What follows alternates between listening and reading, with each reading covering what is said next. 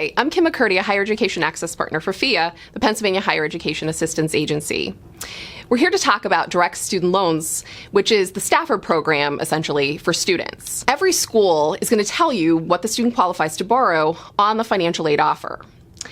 If the student chooses to borrow that loan, they have to go out to studentloans.gov to complete a master promissory note and to complete entrance counseling. The school will give the student instructions about how to do that. It's really important for the student to note if they don't need to borrow the money, they don't have to.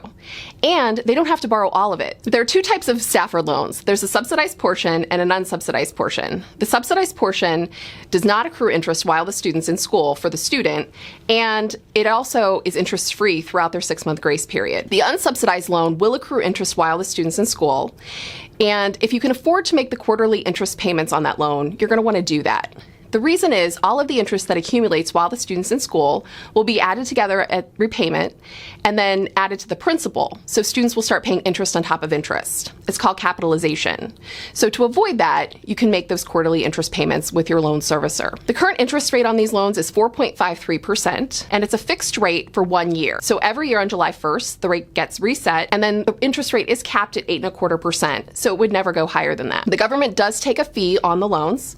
This year, the loan fee is 1.059%. So if you borrow $5,500, $5,441 actually comes into the school and will be applied to your invoice. These are the loan limits. A freshman student can borrow $5,500, $3,500 of which could be subsidized if you qualify for the subsidy. Sophomores can borrow $1,000 more, and juniors and seniors can borrow another $1,000. There's additional unsubsidized eligibility for a student whose parent is denied for a PLUS loan. So I'm going to talk to you about PLUS loans in a second, but if you as a parent choose to borrow a PLUS and are denied because it's a credit-based loan, then the school will get notification of that, and they can process an additional $4,000 for the student.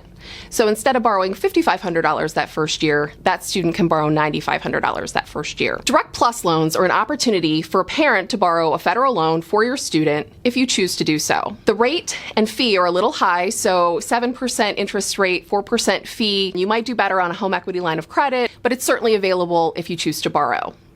A lot of parents will apply for this loan hoping to get denied for the loan so that their student can get the additional $4,000. If you apply for this loan and you get approved, but you really didn't want to borrow the loan, you just don't sign the promissory note. These are some loan tips for you. So never borrow more than what you need.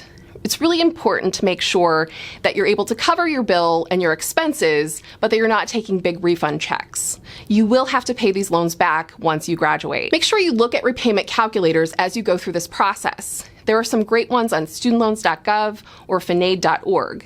Students can determine if they borrow an average of $37,000, which is what the average four-year student borrows in this country, that they can know that that's going to be about $400 per month in repayment for 10 years.